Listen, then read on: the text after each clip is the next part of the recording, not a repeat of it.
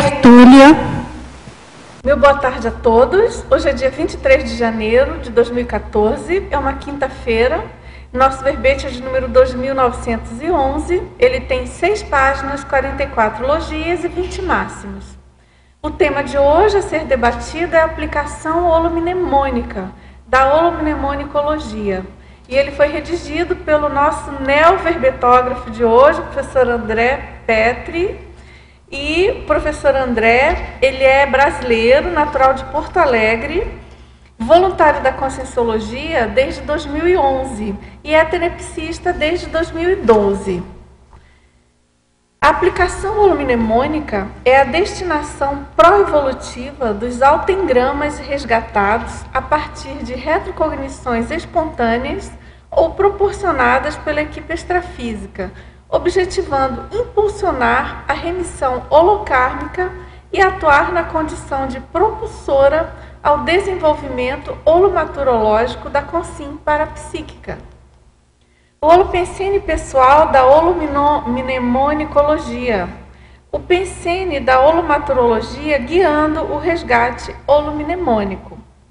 Na fatologia, a aplicabilidade da holomemória, a apropriação holobiográfica, a desmistificação do parapsiquismo cotidiano, a inserção do conteúdo retrocognitivo na agenda intrafísica, o autocompromisso recinológico, a resiliência ressexológica, a memória do passado guiando as escolhas evolutivas do presente, a adequação da rememoração projetiva à autopesquisa, a autocoerência intermissiva reiterada,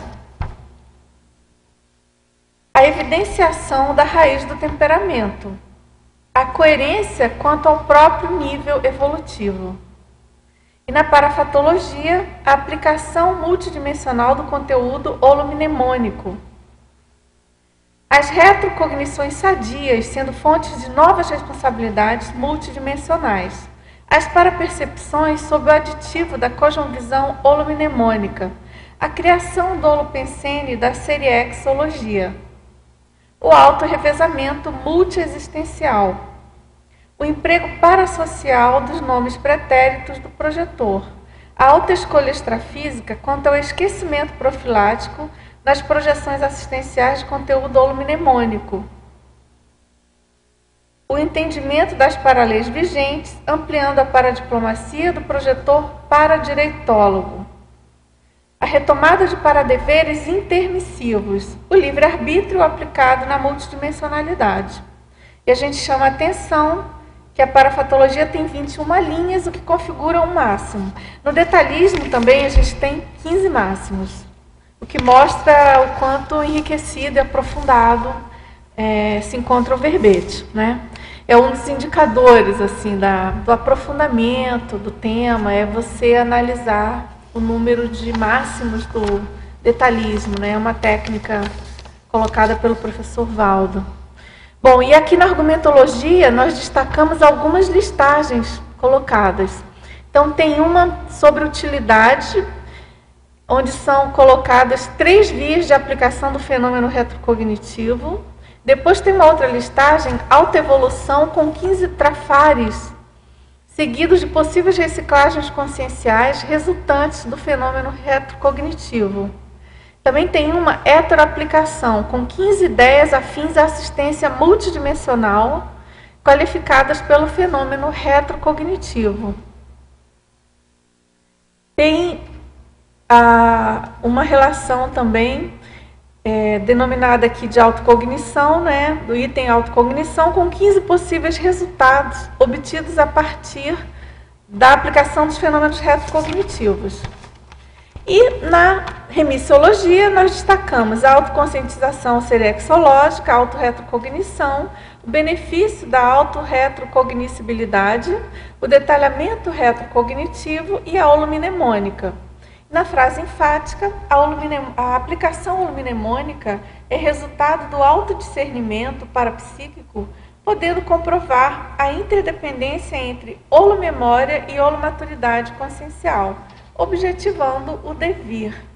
Na questionologia, Você já aplica lucidamente o conteúdo das retrocognições vivenciadas? Como aproveita as referências do passado na evolução pessoal? Agora, na mega-análise do João Paulo, teática, vivência, memória, utilização, reciclagem, autoengramas, holomemória, holobiografia, retrosinapse, retrocognição, autocognição, aplicabilidade, retropensenidade, mnemopensenidade, mnemosomatologia, holomnemonicologia, autopesquisologia, paracerebrologia, holomaturologia e recinologia. Agora, pessoal, eu queria dar um aviso aqui muito importante para todos nós conscienciólogos. O dicionário de argumentos da conscienciologia, ele ficou pronto, chegou da gráfica, já se encontra disponível à venda aqui na livraria Epígrafe. Provavelmente em breve vai estar disponível aí nas livrarias das instituições conscienciocêntricas. E a gente fica muito feliz. O lançamento oficial, eu fiquei sabendo, não tenho certeza absoluta, mas parece que vai ser no Círculo Mental Somático desse sábado. E então a gente fica aí a dica, a orientação. Embora a gente tenha recebido os verbetes avulsos, né? Quem participou aqui presencialmente das tertúlias na época do professor Valdo, diariamente, em conjunto com os verbetes da enciclopédia, por um bom tempo, diariamente a gente debatia, né? Ele apresentava e se fazia perguntas sobre os verbetes do dicionário de argumentos, né? Da Conscienciologia, o DAC, como a gente chama. Agora, é muito importante a publicação, porque a gente pode, então, ter uma visão de conjunto, né? E, claro, para quem quiser, lembrando que esses verbetes que compõem o dicionário, eles estão disponíveis no site das tertúlias. Você pode baixar, mas aí aquela complicação de impressão, baixar, compilação, indexação para pesquisa, às vezes fica um pouco mais difícil, muito em função da incidência de neologismos nesse dicionário, né? Ele tem muitas palavras sesquipedais, muitos termos novos ainda, passíveis de muita pesquisa e de muito aprofundamento da nossa parte. Tem temas assim muito perponológico mesmo, temas muito novos para nós e que nos levam a muita reflexão. E não é à toa que o professor Valdo, ele criou toda uma sistemática na escrita desse dicionário, e quando ele utiliza muito jargão dele próprio, ele utiliza uma linguagem mais coloquial, se você comparar com a enciclopédia, ele tem uma estilística bem diferente. E eu penso que justamente é para, vamos dizer assim, adoçar o nosso mental soma, para ajudar a gente a assimilar as ideias que estão aqui contidas, tá certo? Então, vamos lá, pessoal. Pega o microfone, Pilar. Ali, ó.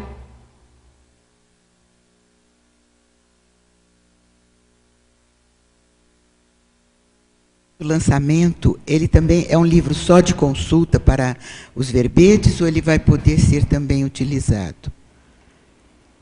Não, ele é um livro... Ele é um livro que você pode fazer uma leitura corrida, normalmente. Agora é um tratadão, né? Ele é muito denso. Mas se encontra... Mas, por outro lado, Pilar, essa que você está perguntando, eu acho muito prazeroso ler o DAC, ler os verbetes do dicionário, porque é uma linguagem muito aconchegante, no sentido de intimista, no então, sentido se encontra de chamar alguma o leitor. Relação com algum verbete que a gente esteja fazendo? Verbete da enciclopédia? Não tem uma relação direta, mas muitos desses verbetes, eles, vamos dizer assim, eles ou embasam, ou eles amplificam, ou complementam, ou dão margem a novas pesquisas, porque a gente está escrevendo na enciclopédia. Então, eu considero assim fundamental que a pessoa interessada em escrever, né, o verbetógrafo, o teletertuliano, tertuliano, aí, interessado mesmo nas pesquisas em geral, que dê faça uma boa leitura desse dicionário. Particularmente, eu não li todos os verbetes, né, porque eu penso que alguns até, se bem que eu acho que a maioria passou por Tertúlia, mas alguns foram distribuídos, inclusive, de modo avulso, né, aqui no Tertuliário, porque eles foram escritos depois do término das tertúlias com o professor Valdo. Agora, uma coisa que a gente chama a atenção, que todos mas vai poder ser citado? Exemplo... sim, claro. Sim, você está falando em relação à remissiologia, né? Ou remissiologia ou então a bibliografia Pilar, mesmo. Você sabe que essa sua pergunta, ela está merecendo algum aprofundamento, alguma definição nessa questão de padrão da bibliografia específica. Eu não sei te responder isso agora, nesse exato momento, mas eu penso que vai poder ser, claro, colocado, porque não é verbete da enciclopédia. Agora, o que a gente precisa ver com a turma especialista em bibliografia, a Cristiane Ferraro, a Roseli, o próprio Everton, enfim, a equipe, né, que mexe com isso, o professor Antônio também, Pitaguaria, e outros, assim, que talvez eu tenha me omitindo e não enfim, que tenha também essa ainda não está tarefa, definido. Mas é porque, dependendo da bibliografia, do fichamento bibliográfico, talvez esse seja o caso de você inserir o título do verbete, né? Talvez, para ficar mais claro qual foi a sua referência, em lugar de só a página, né? Porque tem um sentido em que amplia a enciclopédia. Agora, em si, a enciclopédia já é expandida, né? Ela não tem fim. Mas, Pilar, né? eu penso que porque a abordagem aqui é tão diferente da abordagem feita nos verbetes da enciclopédia. Que é como os outros tratados que vão ser citados. Só lembrando, gente, cada verbete do DAC, na verdade, eu estou vendo aqui, são 650 entradas, né? 650 verbetes. E cada verbete é uma logia. Todos contêm especialidades. O sufixo logia. Todos, né? Conforme a gente podia observar. 950 especialidades. Exatamente, 650 no caso, especialidades, né? Então tem algumas assim, Yearbooklogia. Tem algumas bem inusitadas. Que é isso? Orcaulismologia. Essa até eu sei. A outra qual é? Olha, Yearbooklogia se refere ao Yearbook? Ao livro do ano? Então é neoprospectivologia, né? Livro do ano, enfim. Agora, 1468, a gente pode rapidamente aqui só dar uma palhinha. Olha, tem a viciologia. Como eu pesquiso voliciologia, não deixa de ser um antagonismo, né? Então, é interessante porque o verbete de hoje é aplicação holomnemônica. Então, a gente já está fazendo, viu, professor André? A gente já está fazendo uma aplicação holomnemônica. Olha, a yearbookologia é a ciência aplicada aos estudos específicos, sistemáticos, teáticos ou pesquisas e vivências do anuário, das anotações, apontamentos, enumerações, escritos, manuscritos, nótulas e registros da consciência lúcida ao longo do ano. Interessante, né? Eu não lembrava desse. Tenho aqui, engraçado, xepalogia. Isso me lembra fim de feira. Xepa me lembra fim de feira. Isso. Bom, pessoal, vamos então, fica aqui a informação e votos de bons proveitos para todos nós aqui em relação a mais esse presente que a gente ganhou do professor Valdo Vieira. Presente tarístico, né? Pessoal, vamos lá então. André, eu queria, antes de entrarmos nas perguntas, já temos aqui algumas de teletertulianos, eu queria que você contasse para a gente um pouco da motivação que você teve para escrever esse verbete. Alguma experiência? Por que você pensou nisso?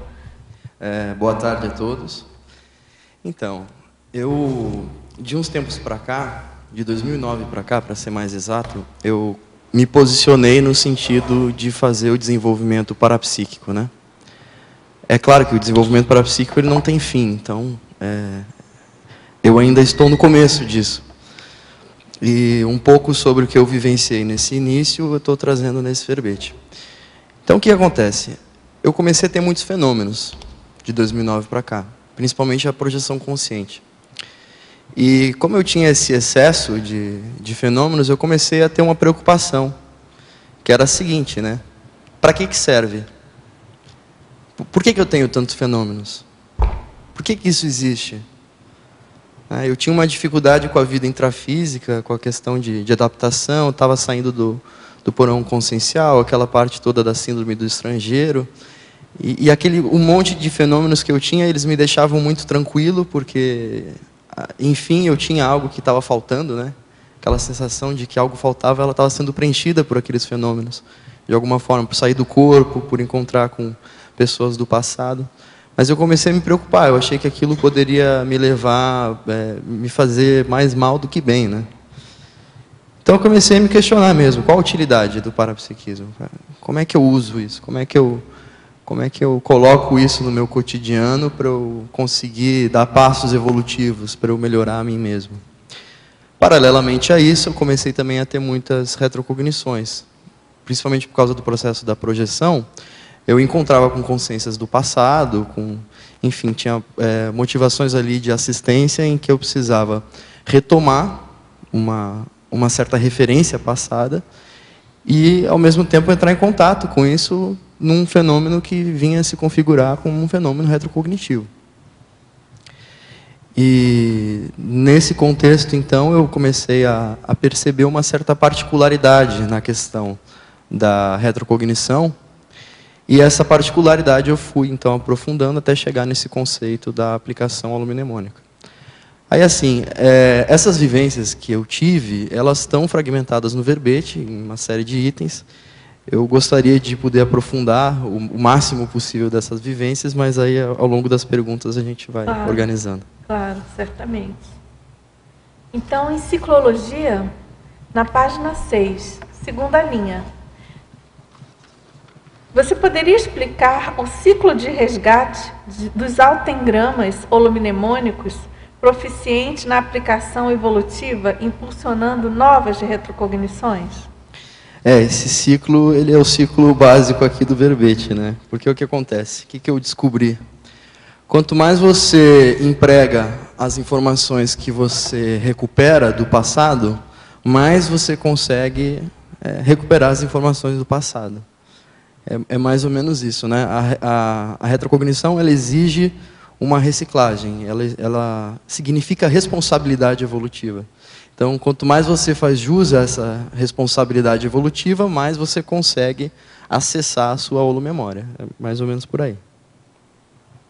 Quer dizer, é retroalimentador, né? Realmente é um ciclo muito potente nesse sentido, né? Exatamente, porque imagina que você relembra lá que você teve uma vida X e que nessa vida aconteceu algo, e esse algo está estrategicamente posicionado naquele seu momento evolutivo para fazer você dar um passo à frente. Você simplesmente não faz nada com aquilo. Aquilo vira motivo de conversa, né? Vira ou também uma questão de status. Então vai se acumulando, isso vai acumulando e vai fazendo com que você não consiga mais, né, entrar em contato com essas referências do passado. Então por isso que é importante manter esse movimento de aplicação. A gente vê aqui hoje na Conscienciologia que tem um movimento bem forte em relação a isso. Por exemplo, a Pilar citou a questão da GESCOM aí do professor Valdo, né? O professor Valdo materializou essa GESCOM a partir das referências que ele tem, das vivências que ele tem, né? Então, não deixa de ser uma obra retrocognitiva. Ele está aplicando aquilo que ele sabe dele mesmo, que ele sabe do funcionamento aí das coisas, das percepções que ele tem. O professor Pedro está fazendo uma pesquisa muito interessante aí sobre a série X também. né? Ou seja, eu não sei exatamente quantos verbetes ele já escreveu sobre isso, mas... São muitos. Então, regularmente ele vem aí, apresenta um verbete e isso está sendo compartilhado com o mundo inteiro, né? Então, é uma aplicação holomnemônica. Agora, tem inclusive a ideia, né? A ideia não, eles já estão trabalhando numa pré-IC, né? Da Seriexologia, você está sabendo? Estou sabendo, né? O grupo aí reunido, enfim, tem bastante gente já pesquisando. Agora, também na estrangeirismologia, você pode explicar o que é o telos retrocognitivo? Telos retrocognitivo. Essa palavra telos, ela significa objetivo, meta. Aqui, no caso, seria justamente para que serve, né? Qual que é o objetivo da retrocognição? Porque eu trabalho aqui com a ideia de que a retrocognição cosmoética, ela é aquela que tem um objetivo, uma meta claros, né? Que é algo que vem e que aquilo se encaixa no seu cotidiano e faz com que você consiga dar um passo à frente aí em alguma questão, seja numa questão autoevolutiva, uma reciclagem, autopesquisa, ou mesmo na questão da interassistência. Agora, no seu caso, você aplicou técnicas específicas para ter retrocognição? Ou você, porque você comentou das projeções, né? Uhum. Você tem mais facilidade ao ter projeção retrocognitiva, é isso? Olha, eu tinha facilidade primeiro em ter projeção, né? Em geral. Em geral. E aí o que aconteceu? Eu comecei a desenvolver a projeção, e não exatamente a projetabilidade, porque o que acontecia? Eu deitava com a vontade de me projetar e projetava. E essa projeção, ela se dividia, no começo, em dois tipos de projeção, tá certo? Alguns dias eu me projetava e eu ia aprender a ficar projetado. Eu ia aprender a volitar, eu ia aprender a fazer morfopensene, aprender a conversar com o diálogo transmental, enfim. Essa questão paradidática, né? E a outra parte, então, já seria a aplicação disso, onde eu ia estar ali na linha de frente, fazer uma assistência, tentar jogar energia numa consciência, tentar fazer a mediação de um conflito. Com o nível que eu tinha, eu tentava fazer o que eu podia, né? E, bom, ainda faço o que eu posso. Mas a técnica em si é a técnica da aplicação holomnemônica. Que eu acho que é o seguinte. Nesse segundo tipo de projeção de assistência, eu comecei a encontrar algumas consciências que são do meu passado. Nessas projeções, elas me chamavam por nomes que eu não tenho, né? Nomes do passado. Eu tinha que cumprir de novo aquela função, eu reconhecia elas. Muitas vezes aquilo me gerava uma visão sobre o contexto evolutivo. E aquilo era um pouco complicado de lidar, assim. Então, o que eu percebi? Quando eu retornava para o soma, eu não conseguia rememorar exatamente o que tinha acontecido. Eu conseguia rememorar exatamente isso que eu falei agora. Tinha uma consciência, tinha uma referência do passado, né? Tinha uma sensação, tinham nomes. Eu não consigo lembrar o nome, mas eu lembro do último fonema do nome, sabe? E a rememoração, ela nunca foi uma dificuldade para mim, nesse sentido. Eu tinha facilidade de retornar ao soma e registrar várias páginas de relato. Mas quando tinha essa ocorrência, aquilo ficava barrado, né? Então, como é que é isso? Poxa, por que eu não consigo lembrar justamente dessa parte que me interessa, né? Tanto, que diz respeito a mim, que pode me elucidar algumas questões sobre mim mesmo. E isso foi se repetindo, eu fui percebendo que havia um mecanismo por trás disso, né? Aquilo ali não era de graça, então... eu saindo lá do meu porão, do tanto de besteira que eu fiz, eu tinha inevitavelmente que fazer alguns resgates. Então, logo depois, iniciar na conscienciologia e fazer o trabalho que hoje eu estou fazendo do voluntariado, enfim, da TENEPS. E eu percebi que existia a seguinte regra nesse processo. Aquilo não era rememorado pelo simples fato daquilo não ter utilidade. Então, o que aconteceu? Como eu sabia que a regra ali daquele desenvolvimento que eu estava fazendo era essa, eu comecei a fazer escolhas, né? Então, se antes eu não conseguia rememorar exatamente o que tinha acontecido, mas sim que tinha acontecido algo, e eu não conseguia exatamente saber o que, precisar o que, agora, quando eu voltava para o Soma, eu tinha a memória bem clara de ter feito uma escolha. Eu não vou rememorar. Isso porque isso não me serve neste momento evolutivo. E esse cotejo entre aquilo que eu vivenciava extrafisicamente e aquilo que eu estava vivenciando intrafisicamente me fazia fazer certas escolhas. Poxa, estou fazendo cursinho para entrar na faculdade. Eu estou aqui com um problema financeiro sério, correndo atrás das coisas. Estou com um problema afetivo lá no relacionamento que eu estou. O que eu vou fazer? Como é que eu vou tirar tempo para ficar pensando aqui no que eu fui no passado se eu não estou conseguindo lidar com o que eu sou no presente?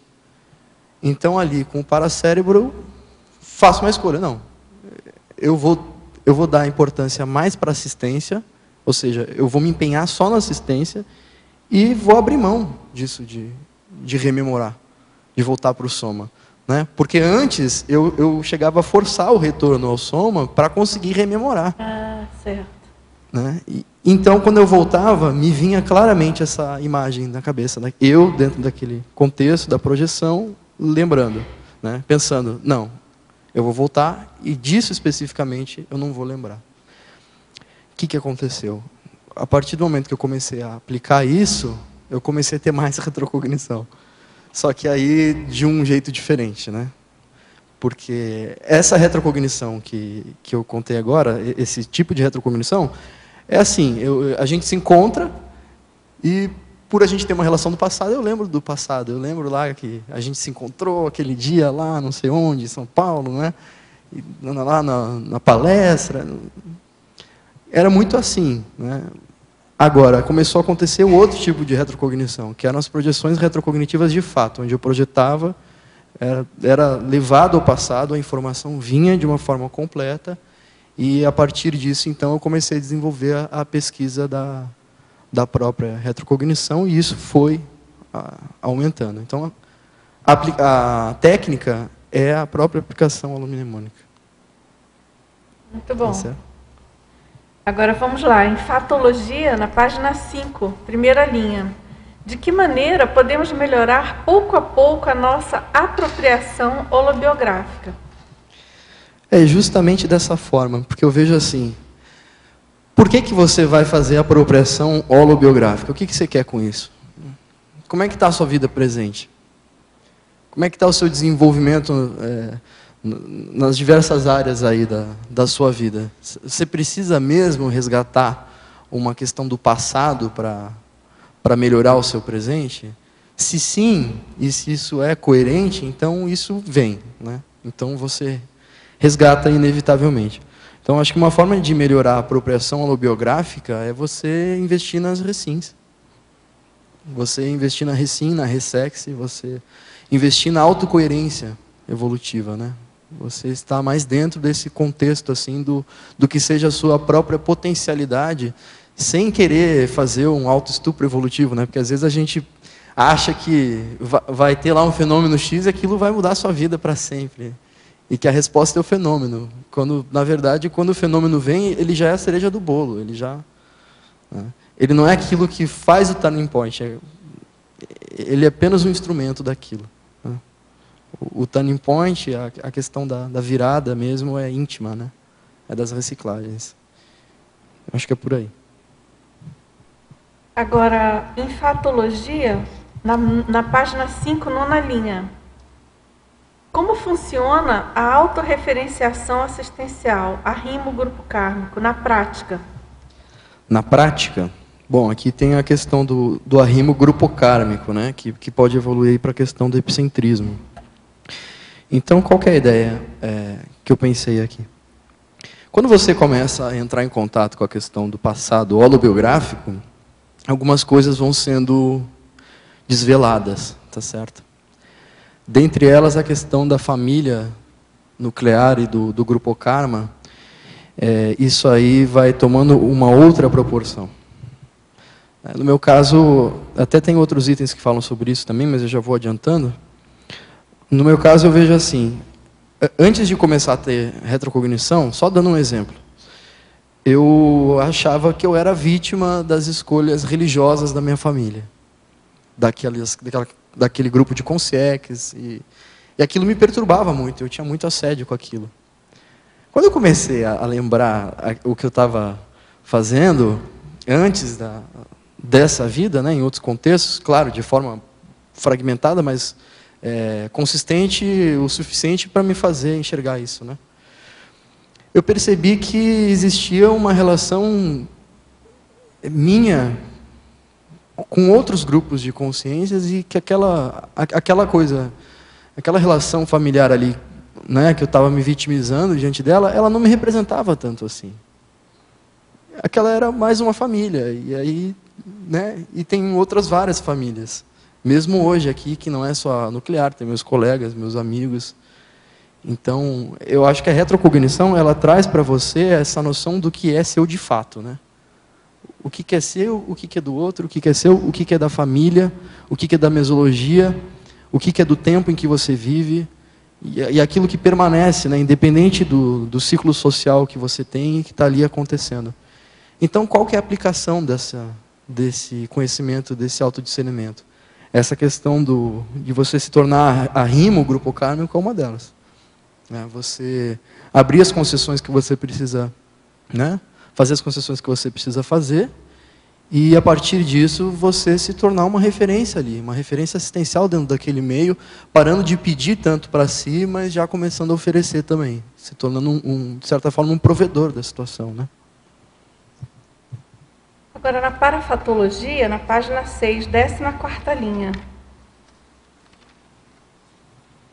ele pergunta, o que é a paracablagem assistencial? A paracablagem assistencial. Então, tem um verbete que inclusive foi defendido, acho que agora no final do ano de 2013. Cadídia. Ele é bem recente, que fala sobre a questão da sua relação com o amparador, está muito relacionado à questão da TENEPS, né? Do amparador de função, de você ter esse contato mais íntimo aí na assistencialidade diuturna com esse amparador. Mas sobre essa questão da paracablagem, quer dizer, dentro do que você está colocando, né, é a gente lembrar que existe, principalmente se você é tenepsista, né, essa questão da conexão, dessa paramarionetagem cosmoética, né, ela permeia toda a nossa vida, e o negócio é a gente estar ali atento e conseguir tirar o melhor proveito possível disso, né? Justamente. E na questão dessa relação com a holomemória, isso é fundamental, né? Você estabeleceu uma relação de confiança forte com o amparador de função, você até certo ponto você deixa de procurar esse tipo de fenômeno, porque você confia que aquilo vai se encaixar dentro da sua autopesquisa no momento correto. E é claro que o momento em que isso acontece, você também não deixa para lá, você dá o seu melhor para tornar aquilo útil para você e para melhorar o todo, né, em consequência disso.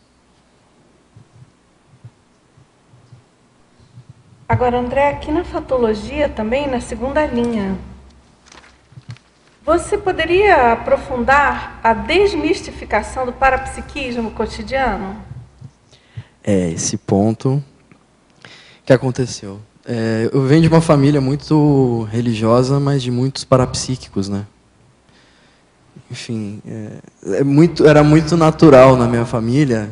Eu lembro quando eu era pequeno, a gente está almoçando e alguém tem uma incorporação, né? O que a gente chama de semipossessão.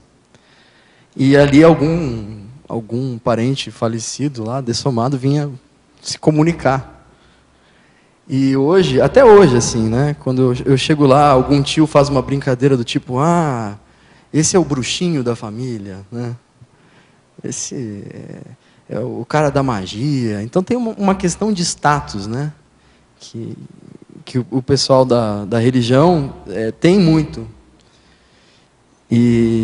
Ou vai para o lado do poder, né? Que é esse status de dizer, nossa, mas ele tem tudo isso e tal, ou para o lado do medo mesmo. não, mas eu não posso mexer com isso, eu não sei, acho melhor eu deixar isso para o meu guia, ou deixar isso para o meu... né? Vou deixar isso lá para o fulano sabe disso, né? É com ele. E a desmistificação, ela é o seguinte, o parapsiquismo é um instrumento evolutivo, né? Para que serve esse negócio, né, do parapsiquismo? O parapsiquismo é uma coisa para te dar trabalho. Não tem por onde. Então é trabalho. Você quer desenvolver o parapsiquismo, você tem que estar disposto a trabalhar. E é difícil muitas vezes. Só que, para mim, no meu caso, eu não vejo que não tem nada mais gratificante do que isso. Que é a questão da assistência, né? Porque é muito necessário, quando você está começando a ter percepções das questões extrafísicas, você saber para que cada coisa serve, como é que você vai aplicar, ter esse discernimento, ter calma para saber onde vai dar. Às vezes a coisa vem com um cheiro que não é agradável, com um aspecto que não é agradável, mas você tem que ter calma para lidar com isso.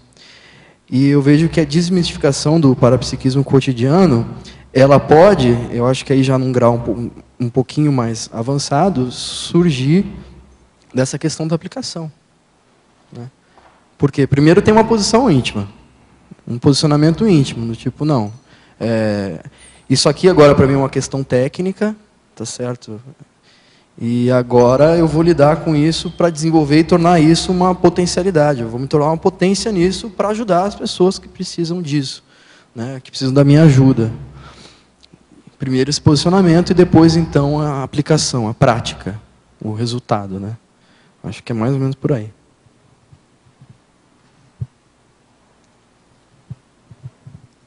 Aqui no ar, parabéns pelo verbete. Você falou há pouco que o parapsiquismo dá trabalho.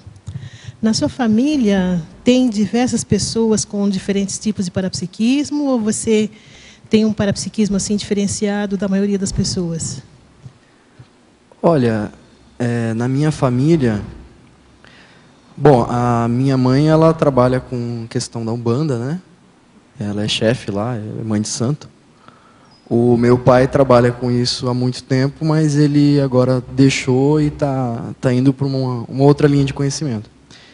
Então, o que tem de similar nessas duas referências familiares? São pessoas muito apegadas à questão dos guias, dos mestres, né? Então, por exemplo, se eu chego com uma informação dizendo que eu extrafisicamente fiz determinada coisa, me encontrei com determinada consciência, isso não tem muito valor. Então, tem essa questão da palavra de poder. Então, para ser ouvida, a consciência, ela precisa estar ali no corpo do médium. Uhum. Se for com sim, agora tem essa questão, sabe? Entendi. Agora, sim, no âmbito da conscienciologia, nós vemos que, além do trabalho, que realmente é bem extenso, nós temos também possibilidade de aprender muita coisa, interagir com as consciências mais evoluídas. Então, essa questão é uma questão assim bem ambígua, que nós precisamos saber quando que nós estamos atuando de um jeito, num contexto, junto de consciências que precisam de assistência, e quando nós estamos trabalhando com outras consciências que vão esclarecer aspectos que nós não havíamos nem notado ainda, né? E essa questão do círculo familiar, eu vejo que é bem importante, porque, às vezes, é o intermissivista que está ali que tem mais lucidez com relação ao parapsiquismo. Então, essa questão de ter assim um jogo de cintura, às vezes, para a gente é um treino bem diferenciado, né, que muitas vezes você não pode estar abrindo o jogo, está falando de acordo com aquilo que as pessoas podem ouvir. Então, realmente é um treino, né? Porque depois da dessoma nós vamos para a transfera, então eu vejo que às vezes os amparadores até já proporcionam ali pessoas que chegam, que têm um perfil assim de serem assistíveis, e é isso que nós precisamos notar, como que nós vamos atuar em cada caso. Você poderia... eu acho que tem uma questão aqui que eu gosto bastante da paradiplomacia, né? E eu tenho comigo que a paradiplomacia ela não é só uma ação, tá certo? A paradiplomacia ela também é um atributo. E é um atributo que você desenvolve, por exemplo, a sua capacidade de compreender os protocolos e paraprotocolos. a sua capacidade de entender a manifestação das consciências dentro de um determinado grupo e a forma como você pode interagir com isso, né? E esse seu posicionamento, então, parte muito do abertismo pessoal, de uma visão mais universalista possível, da própria assistencialidade, de você abrir mão, por exemplo, de eu acho que o fulano tinha que fazer isso ou aquilo. Eu, por exemplo, eu tenho uma postura que eu tenho adotado, muito por causa dessa relação familiar, mas também pelo que eu vejo que eu acho que seria bom em termos de postura assistencial, que é não ficar dando dica ou resposta para as coisas, mas tentar dialogar mais com o que as pessoas estão precisando ali, né? Isso. E você ver o que elas precisam de fato e aceitar que às vezes aquilo não é o que você acha que elas precisam de fato. Na realidade, a questão da dosificação, né? Que às vezes a pessoa só aguenta uma dose menor. Mas é o melhor que você pode fazer naquele momento. Exato, com certeza. Então, e aí é muito importante isso, porque o que aconteceu? Quando eu comecei a ter essas retrocognições e tive essa noção de que o que era meu não necessariamente era aquilo que era da minha família, eu desencanei. Aquelas consequências desapareceram. Elas sumiram. Aquele assédio crônico e tal. Hoje, se eu preciso conversar com alguma delas, eu converso. Eu não tenho mais nada quanto a isso, não. Mas muito por ter essa desmistificação, né? Enfim. Parabéns, então. Parabéns pelo verbete. Obrigado. André, aqui na página 7, na legislogia, você pode falar da primeira lei? Lei do esquecimento profilático? Então, todos nós já fomos com SEX, né? Já fomos com SINs. Aqui, agora, nós ressomados, estamos ressomados, né? Os não ressomados não estão ressomados. Então, o que acontece? Quando a gente ressoma, há um processo de esquecimento daquela realidade extrafísica que a gente estava vivenciando. Então, isso é para todos. Claro, talvez lá, a partir da semiconsciência, eu não sei como é que, se tem um estudo sobre isso, mas imagino que a partir da semiconsciência, ou de algum grau mais evoluído, você já consiga ter a autoconsciência contínua, né? Você não ter o esquecimento. Mas, de qualquer forma, o esquecimento ele é profilático, né? Porque, imagina, a gente ressoma, entra lá no corpinho, né, de poucos quilos, para ser amamentado, para ser trocado a fralda, mas vem com todos os assediadores junto. A população mundial talvez não fosse tão grande, né? Porque, então, é importante do esquecimento muito de fazer essa desconexão temporária com a referência do passado para que a consciência possa, a partir dessa construção nova, melhorar aquilo que ela precisa melhorar. Boa tarde. Na página 9, gostaria que você comentasse aí a sua experiência de 2 itens. Na seção Heteraplicação. Coloca 15 ideias afins à assistência multidimensional. Né? Aí no item 7 você coloca equipe, a reinclusão lúcida da equipex da reurbanização. E no item 13, reurbex, rapport com os companheiros do passado no mutirão interassistencial. Dentro dessas duas experiências de retrocognição, né? Como que foi essa experiência para você? Vou falar primeiro do 13, tudo bem? Reurbex, o rapport com os companheiros do passado no mutirão interassistencial. Eu tive algumas projeções que ficou muito claro para mim essa questão da Reurbex. Vou falar de uma delas. Eu me percebi projetado e eu estava descendo num lugar paradisíaco. Era uma praia, mas era uma espécie de arquipélago, com morros pontiagudos, assim, que saíam do mar, uma água verde, um lugar visivelmente que não existe. É uma construção. E descendo nesse mar, eu fui vendo que tinha multidões de consex em estados próximos àquilo do inferno de Dante, sabe? Como se elas estivessem naquele lodo, com aquele sofrimento, com um sofrimento muito grande, com gritos de dor e tal, mas elas não estavam no lodo, elas estavam naquele lugar paradisíaco. E vendo aquelas consciências ali, eu pensei, o que eu vou fazer, né? Estou descendo aqui, mas o que eu tenho que fazer? E eu estava junto com uma consex que eu reconheci como sendo uma consex amparadora. Aí ele me mostrou uma moça que estava embaixo. Eu fui até lá e comecei a conversar com ela, e realmente a gente se conhecia, houve um rapport imediato, assim, né, um reconhecimento, e eu fui carregando ela com a ajuda desse amparador até a praia. E a praia era um lugar onde um monte de outras consex estava ali deitada, extenuada, né, assim, com cansaço extremo, assim, deitada sem mover nada, e uma série de amparadores ali lidando com eles. Eu penso que esse foi o exemplo muito claro para mim da Urbex, né?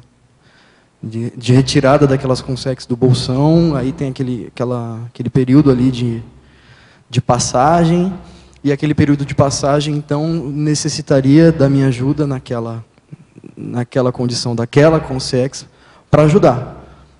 Agora, o que eu consegui... Você fez um resgate, ajudou no resgate. O que eu consigo inferir a partir disso? Que eu não fui o único a fazer isso, né? Provavelmente aquelas consciências estavam ali para ser resgatadas pelos seus afins.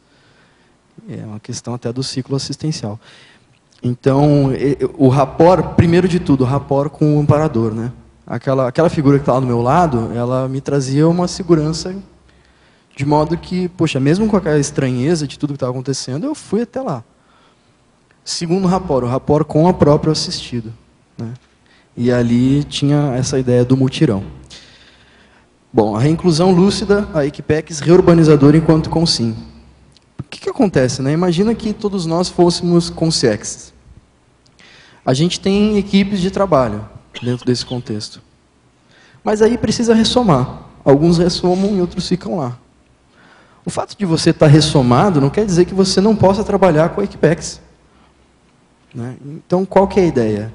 A ideia é que a gente, enquanto consim, já consiga atuar na condição de mini-peça ao lado das equipes extrafísicas. Por exemplo, quando você é tirado do soma para fazer um resgate extrafísico de projeção, na projeção, você está nessa condição aqui. Você está atuando ali como um integrante, pode ser transitório, pode ser um integrante visitante da Equipex. Mas, assim, o que eu acho importante é a gente começar a pensar que a gente pode fazer esse trabalho. Cabe a nós fazer esse trabalho. Não é uma coisa tão distante assim. Você entende? Porque, mesmo sem lucidez, você vai acabar fazendo. Eu tenho isso para mim, porque, assim, o mundo está precisando muito de ajuda, né? Para onde você olha, está precisando. Se você bobeou, você está fazendo assistência. Onde você olha, tem serviço. Não tem jeito. Você pode estar sem lucidez no extrafísico, no intrafísico. Você ressomou, é a lei, né?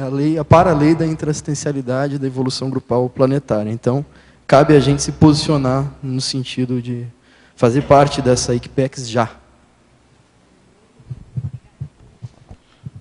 Professor André, aqui na mitologia, você poderia aprofundar ou esclarecer para mim, que eu ainda não pesquisei isso, o mito do rio Lete, ou Lete, em contraponto com a Leteia.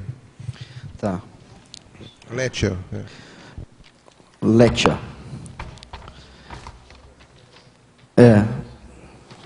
Então, a Leteia, pelo que eu pesquisei, no grego seria Alícia.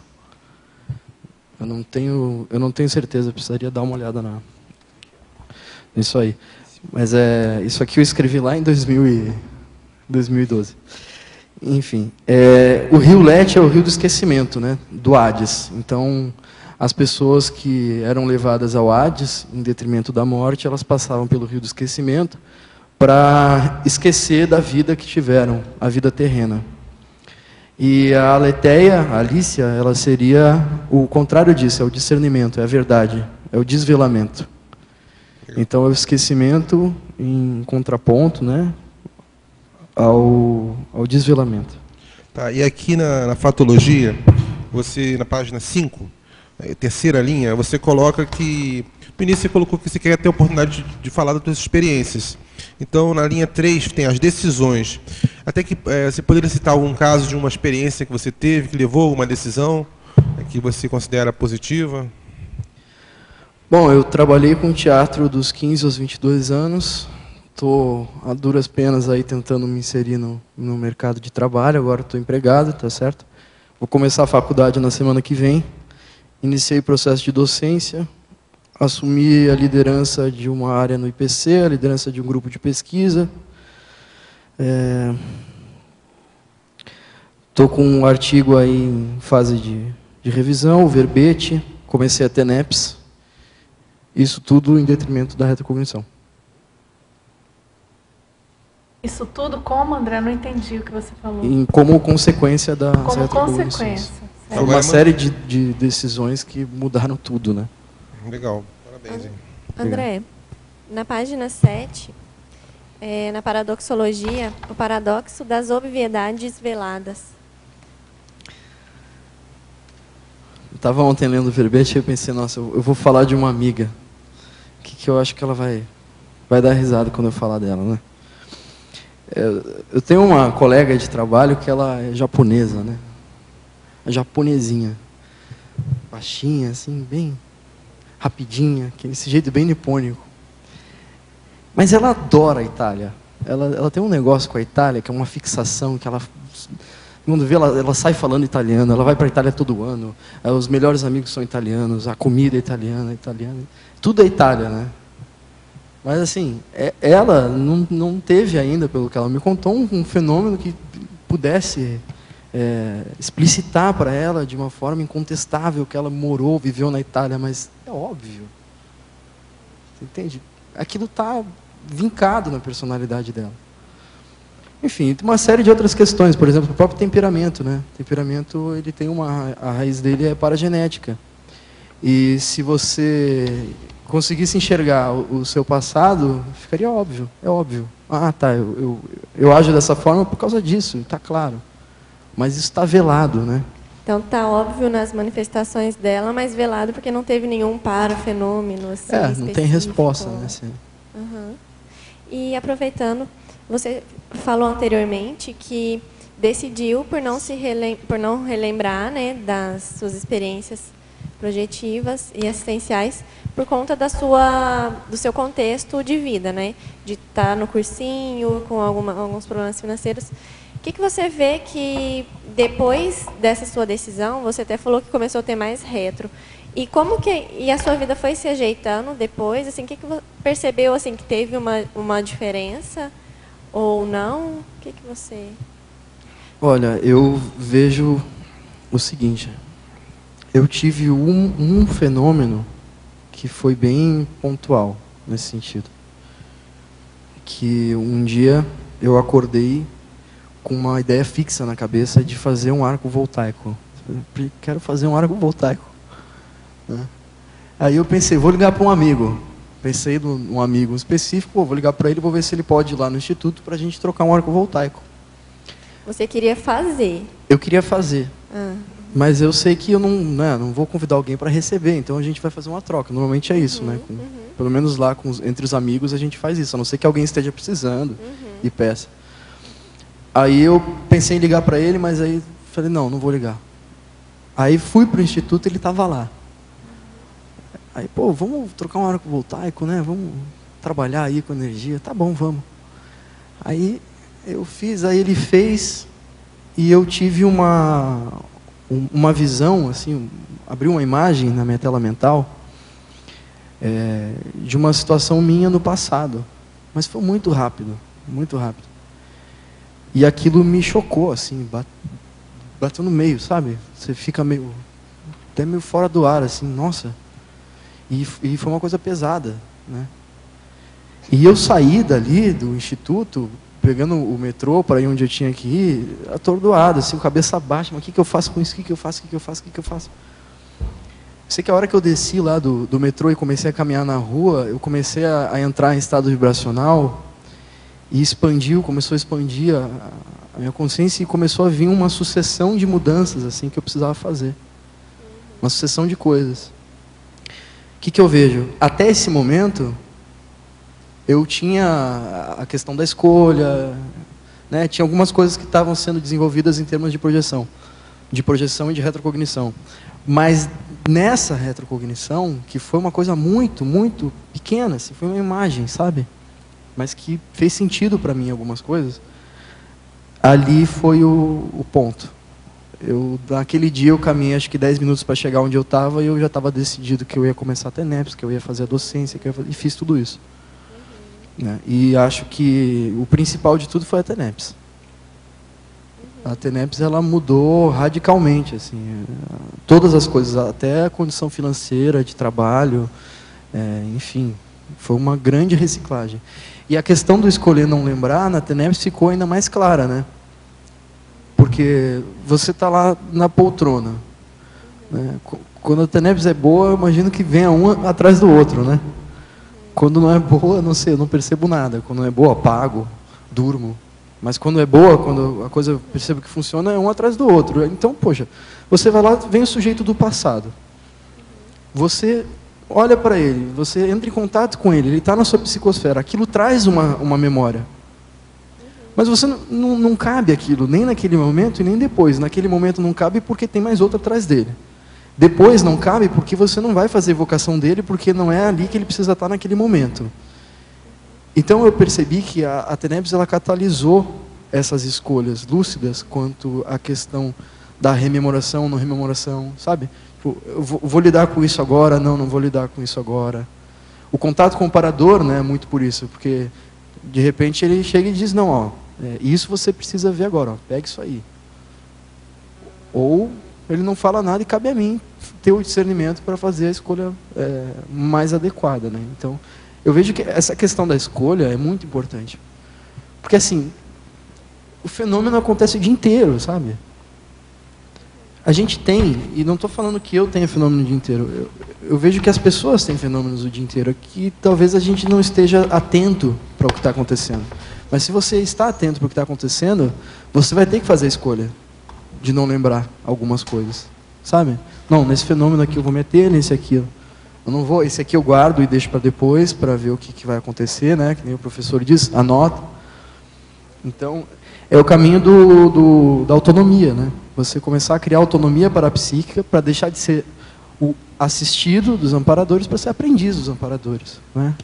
Claro que isso não é uma coisa definitiva que acontece de uma hora para outra, mas é uma questão de posicionamento. Aproveitando, posso fazer mais uma? Você mencionou que a sua família é da Umbanda, né, da religião. Eles sempre foram, assim, desde mais tempo. Você chegou a participar também ou não? Eu participei... Não exatamente. Eu participei do grupo das consciências. Porque o que aconteceu? Eu comecei a ter... Bom, tem uma história complicada de infância, de gritar à noite, eu via muito consciência, tinha muito problema com isso. Eu vinha dormir de luz apagada com 22 anos. Né? Então, mas eu não aceitava aquela coisa da religião, aquilo não descia, eu debochava daquilo, não me fazia sentido. Aí o que aconteceu?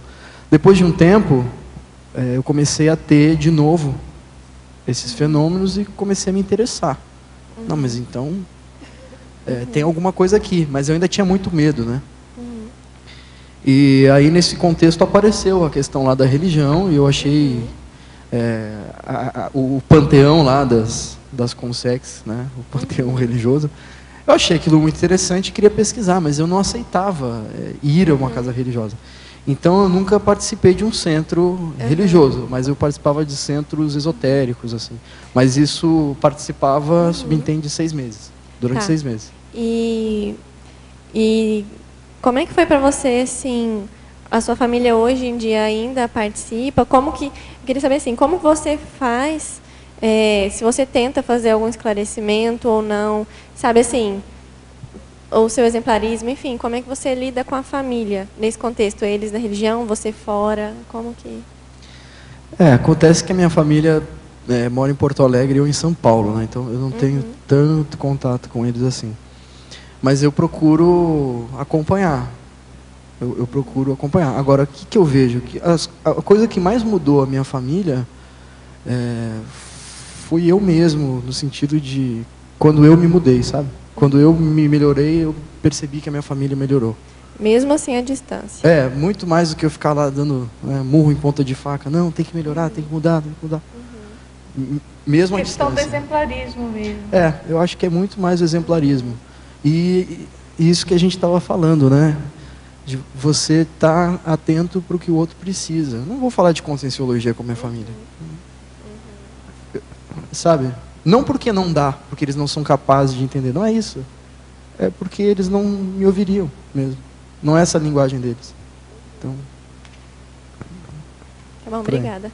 Mas eu acho também que tem esse caso, né? Da pessoa que não é intermissivista, nada a ver com o caso específico dessa família. Mas eu acho que a gente tem que entender que isso tem alguns limites cognitivos, né? Não que a gente esteja se colocando superior, não é isso. Mas tem pessoas que têm dificuldade, sim, de entender a conscienciologia. Eu acho que por não ter feito o curso intermissivo.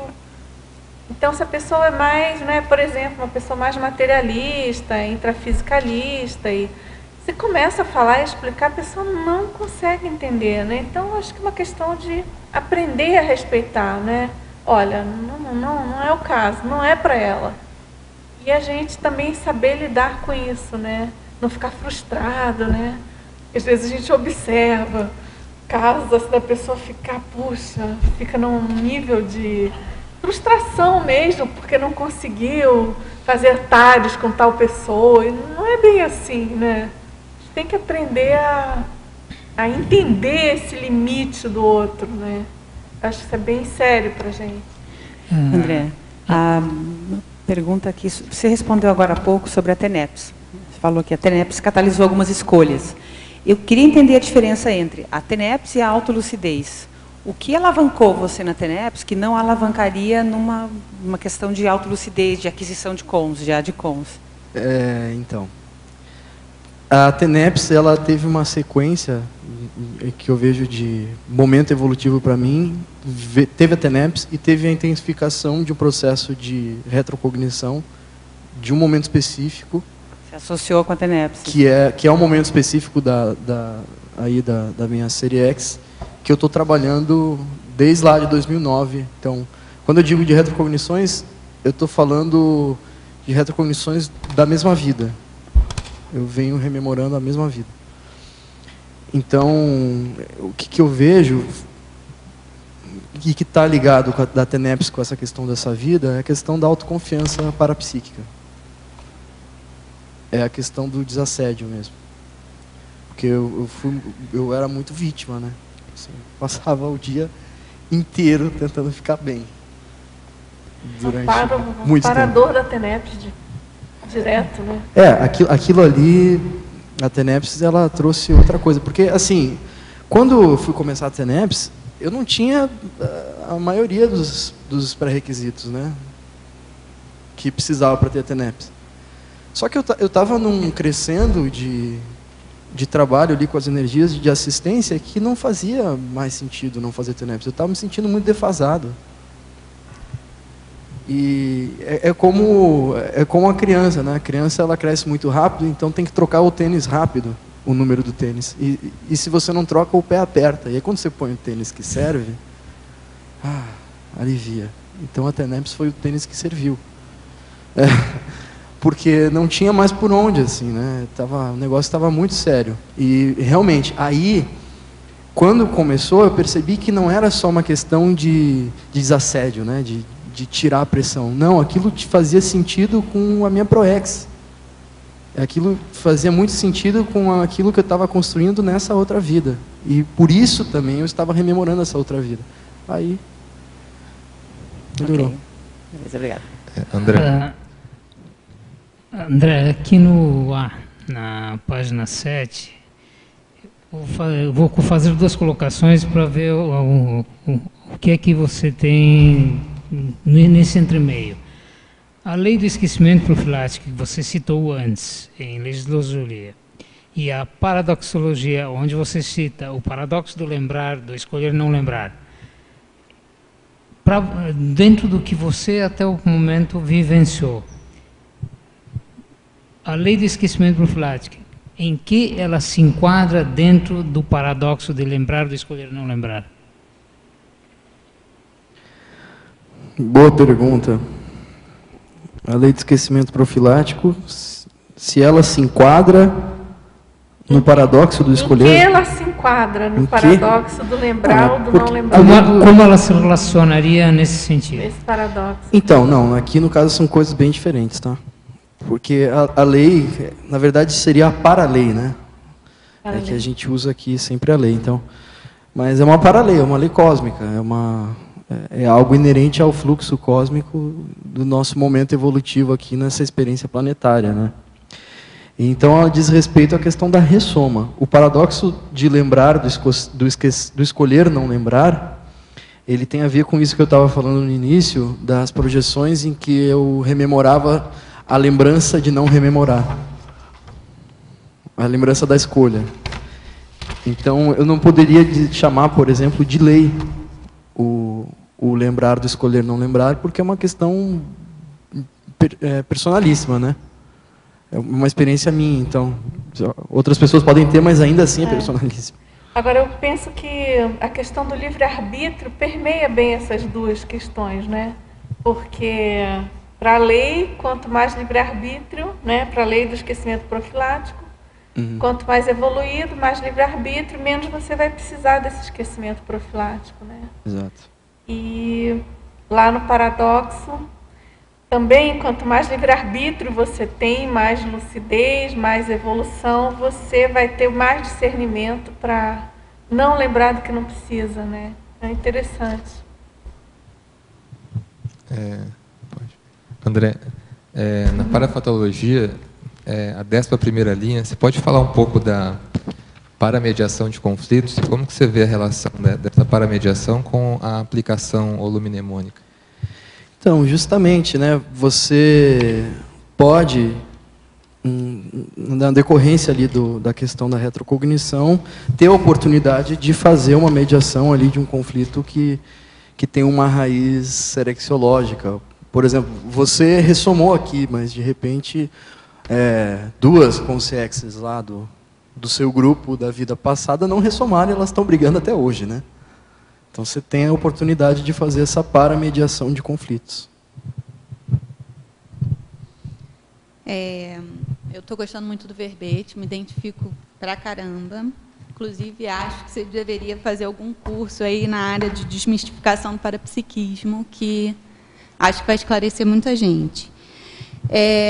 Eu também venho do espiritismo e, como eu também tinha toda essa parte do terror noturno, muito medo, o histórico do medo crescente, né? Eu trabalhei muito tempo para fechar o corpo. Eu queria saber o que você acha dessa atitude, o que isso pode... Enfim, como se desamarrar dessas coisas que eu particularmente busquei durante esse período de evolução aí, de maturidade. Gente, agora só um parêntese, era bom traduzir para nomenclatura, vamos dizer assim, para o jargão conscienciológico. Sim, tá? sim. Você está falando de bloqueio do seu parapsiquismo, é isso? Sim, sim. Não, na verdade, inclusive até o próprio Valdo falou recentemente numa tertúlia sobre o fechamento do corpo, né? Fechamento do corpo. Tipo, exatamente. Você entendi. Entendeu? Mas isso você... Repete a sua pergunta, assim. Eu queria ouvir dele qual é a opinião dessa imaturidade consciencial, dessa atitude nessa vida atual, assim, eu queria entender, eu queria que ele desse a opinião dele, na verdade, sobre o assunto. Eu penso o seguinte, eu acho até engraçado isso, que um tempo atrás a gente fazia até piada com esse negócio, que o sujeito diz, né, não, eu tenho o corpo fechado, eu já saí de 3 tiroteios e nunca levei um tiro. Não, corpo fechado tenho eu que nunca vi tiroteio, não é? Então, assim, você quer fechar o corpo, melhora a insanidade, né? É mais ou menos por aí, não tem muito por onde. Melhor é você mesmo. Não adianta a gente ficar buscando proteção para as coisas, que isso aí é uma maturidade muito grande. Na verdade é um subterfúgio assim, para você conseguir conviver com o seu próprio medo, né, talvez. Então, porque você está defendendo o quê? O que você está defendendo? Se você tem medo de ser agredido? Como é que é isso? Você ainda está se defendendo do mundo? O mundo ainda te ameaça? Né? Então, acho que assim, a postura assistencial associada a essa busca por uma pensanidade mais rígida, mais saudável, mais assistencial, ela leva você para um momento onde o mundo não te ameaça mais. E aí entra a questão da aplicação holomnemônica. Por exemplo, como que eu aplico de forma geral tudo que eu já rememorei? Tendo a noção de que após esse corpo eu tenho outro. Então, das coisas que me ameaçam de um modo geral, elas são físicas, porque as não físicas eu também já estou lidando com elas. E tenho maior autonomia ainda para lidar com elas do que com as físicas. Tá certo? Deixa eu, então, se você me permitir, eu queria perguntar para você de novo, para me entender a forma como você pensava, que eu acho muito ilustrativo, para a gente entender melhor.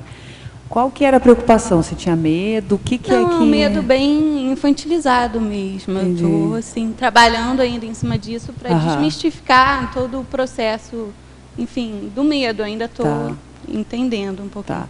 Então, a vontade era de não entrar em contato, nesse sentido? Sim, a vontade de bloquear esse canal do parapsiquismo de desenvolvimento mesmo. Do parapsiquismo. Sim. Em função de... Tá. Entendi. Ok. Mas deu para entender? Ficou alguma... Não deu. Até se você puder, então, entrar um pouquinho na coloquiologia, o ato de bancar o autoparapsiquismo. É isso, né? Bancar o autoparapsiquismo. O parapsiquismo ele é um trabalho, e você tem que bancar esse trabalho. Então, não é uma questão de arrogância você exercer a sua autoconfiança parapsíquica. É uma questão de posicionamento interassistencial. Eu acho que e ele tem que ser levado desse jeito, sem mistificação, é prático. Né? Por aí. André, aqui na página 6, em parafatologia, 9ª linha de baixo para cima, você colocou ali o emprego parasocial dos nomes pretéritos do projetor. Eu queria saber assim, tem a ver com personalidade essa ou não necessariamente? Não, porque aqui são os nomes pretéritos do projetor, né? Por exemplo, cada ressoma você tem um nome. Então, se você vai encontrar com a Consex X, que viveu lá no lugar X com você numa determinada época, ela vai olhar para você e vai dizer, fulana. Né? E aí... não cabe a você dizer, não, eu não sou mais a fulana, eu sou a outra. Sou fulana. Não, a fulana, né? Sou a fulana mesmo. O que você está precisando? Tá bom. Tá. Uma outra pergunta, ainda na parafatologia, na 4ª linha de cima para baixo. Você coloca a enciclopédia paracerebral realimentada. E na página 9, ali naquela listagem da autoevolução, no item 12, você coloca pavonismo. Eu queria que você fizesse um cotejo entre esses dois aí. Então, pavonismo. Esse pavonismo, eu vou falar o meu problema com esse negócio aí. Porque quando começou esse desenvolvimento, lá quando eu estava mexendo com esses grupos esotéricos e tal, antes de vir para a Conscienciologia, tinha muito essa ideia assim de ser o cara que banca, né? Tipo assim, que faz a dispossessão, que, enfim. Você sabe, né? Antigamente, os médiuns, até recentemente, tinha muito esse espetáculo parapsíquico, né?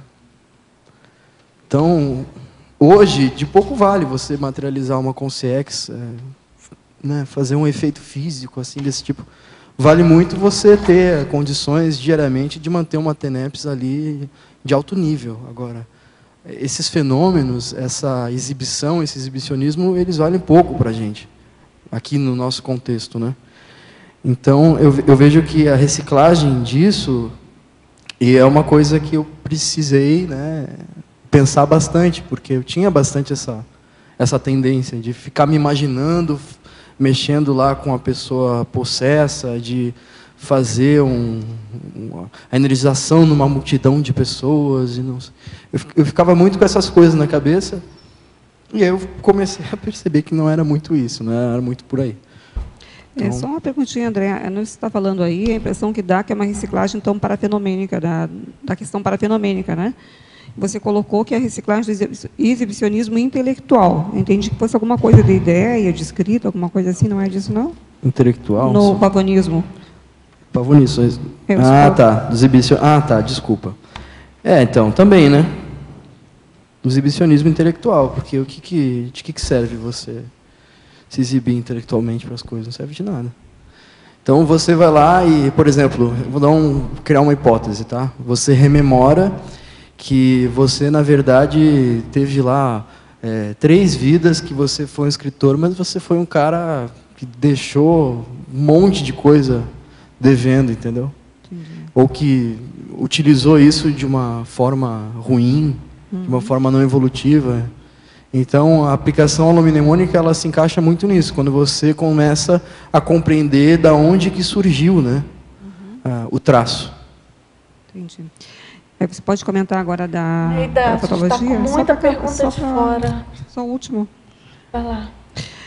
Porque eu tinha perguntado para fazer o cotejo dos dois, né? Então, ele colocou a enciclopédia paracerebral realimentada. Eu só queria que você comentasse esse item que tem a ver com aquilo que você comentou já. Então, quando você começa a olhar para a parahistória, inevitavelmente a enciclopédia paracerebral ela aumenta, tá certo? Isso não significa que você tenha que ter um exibicionismo, um pavonismo por causa disso. Isso não é uma vantagem, assim, quer dizer, é uma vantagem evolutiva, mas não é um privilégio.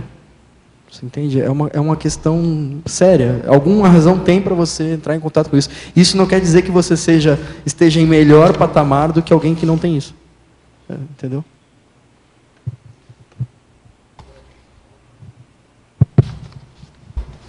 Primeiro, parabéns pelo verbete. Obrigado. Muito legal, assim, tipo, principalmente pela argumentologia, está muito completa, está muito... mostra bastante, assim. Queria falar, que é muito legal, assim, porque primeira vez que eu venho aqui no Tertuliário e que, assim, o André, acho que ele materializa o que a gente, o tal do agente retrocognitor mesmo, que ele foi uma das primeiras pessoas que eu encontrei lá e bateu o santo, assim, de vez, assim, foi uma coisa impressionante. Bateu o santo, bem apropriado, viu? Hoje está, Tá. Para brincar, gente. Assim, trazendo mais pro para-direito, eu queria que você visse em fatologia o último item, essa sua percepção de cosmoética enquanto coerência quanto ao próprio nível evolutivo. Depois tem mais coisa. Eu vejo que a gente quebra muito a cabeça, né, no para-direito para entender essa questão da cosmoética, da conduta. E eu acho que um bom parâmetro para você pensar sobre o seu nível de cosmoética é ver o quanto que você é coerente com o seu próprio nível evolutivo. Porque o nível evolutivo ele vai determinar a forma como você se manifesta, mas também a interação do cosmos e da própria evolução com a sua existência. Então, daí você tira um parâmetro. Por exemplo, quando eu falo algumas pessoas dentro do para-direito já têm uma ideia que as paraleis elas são universais, né? No entanto, elas se aplicam de modos diferentes para cada pessoa, respeitando o nível evolutivo de cada um. Então, hoje, digamos que a evolução e o fluxo cósmico, eles exigem de mim um tanto, que é o tanto que eu posso dar. Isso não quer dizer que eu dê esse tanto, entendeu? Então, quando eu não dou esse tanto, eu não estou sendo coerente com isso. Então, quando eu dou esse tanto, eu estou coerente. E isso entra também em algum lugar, eu falo aqui da coerência ser síncrona ao fluxo cósmico. Ou seja, quando você está coerente, você está de acordo com o fluxo cósmico. E daí tem uma série de indícios que podem mostrar essa condição. E eu acho que, assim, a retrocognição ela tem que servir para melhorar a sua coerência, ou para aumentar o seu nível de cosmoética. Ela tem que servir para você dar um passo à frente nesse sentido, porque senão é assédio, né? É autoestupro evolutivo, você ficar buscando um negócio que não é exatamente o que você precisa, mas você quer porque você quer ter status, ou porque você quer dizer que teve. enfim.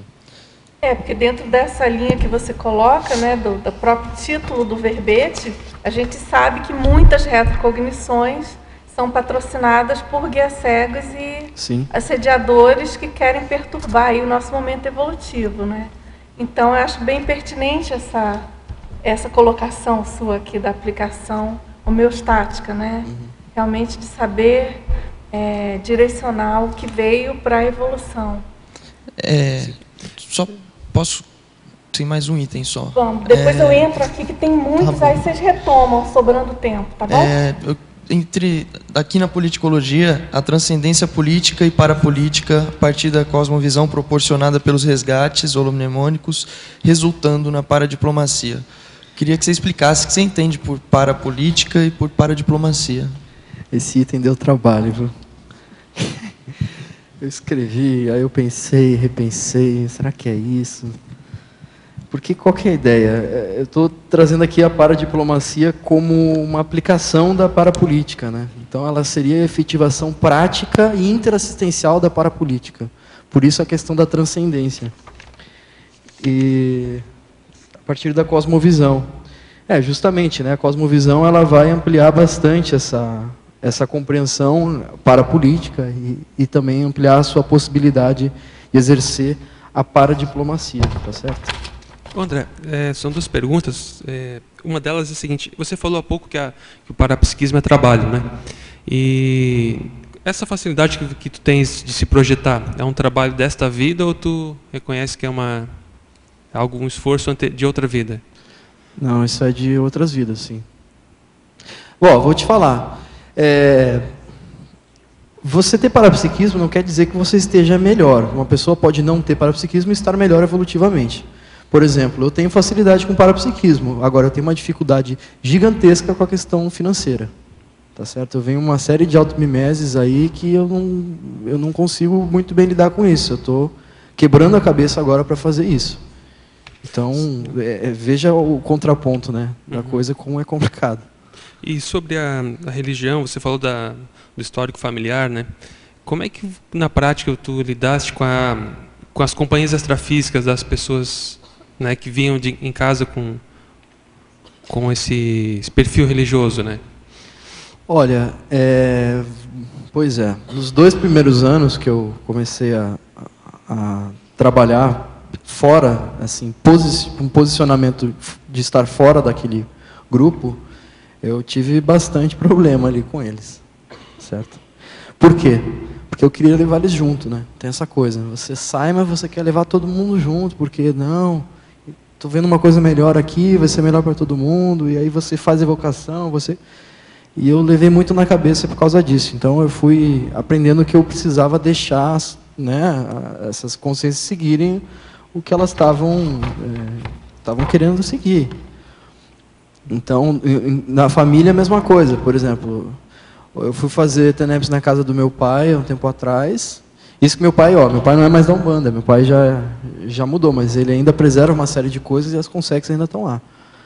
E eu me dei mal lá. Me dei mal, porque eu quis fazer uma limpeza na casa e não era isso. Eu extrapolei o nível de paradiplomacia que o próprio amparador tinha tido com aquelas consequências, que era o quê? Eu fazer meu trabalho quieto no meu canto, mas eu não podia mexer neles.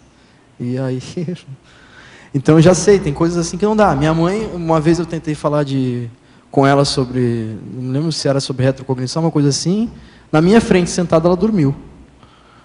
Ela apagou. Apagou, daqui a pouco acordou. Ou foi apagado. Não sabia mais o que a gente estava falando. Então, assim, tem que ter muito tato, porque ou você está disposto a conversar com todos eles, ou não dá para bancar muito, não. Agora, em fatologia, página 5, quarta linha. O incômodo das respostas não esperadas. Pede para você comentar. A gente sempre quer lembrar que foi um cara legal, né? Bonitão, montado num cavalo branco. E às vezes você quebra um pouco a cara, né? Porque não é bem isso. Você vai ver lá, você estava no buraco pior ainda. Então, complicado. Agora, na fatologia também, na quarta linha, qual a relação entre a desinibição sexo-chacral e a desinibição laringochacral? A gente sabe que o sexo-chakra e o laringochakra, eles têm uma relação direta, assim, né? Bom, o sexo-chakra é um chakra que tem a capacidade de desbloquear os outros. Ele é um chakra muito importante no processo aí do nosso holossoma. E o laringochakra eu vejo que é aquilo que a gente precisa ter bem trabalhado para evoluir enquanto grupo, enquanto grupalidade. Porque o laringochakra é aquilo que vai envolver a capacidade política das pessoas, a capacidade de expressão, enfim, é também um chakra muito importante. Agora ela pede para você descrever de que maneira a técnica da automegaforização pode ajudar no resgate holomnemônico. Então, justamente, quando você está lá na questão do passado, e aí entra de novo a questão da TENEPS, né? Você, de repente, pode ter uma consciência ali na sua frente que ela vai trazer uma referência que não é fácil de lidar, tá certo? E aquilo vem como se fosse uma onda, né? E você tenta sair daquilo, mas não consegue, e aumenta, e aumenta, e aumenta.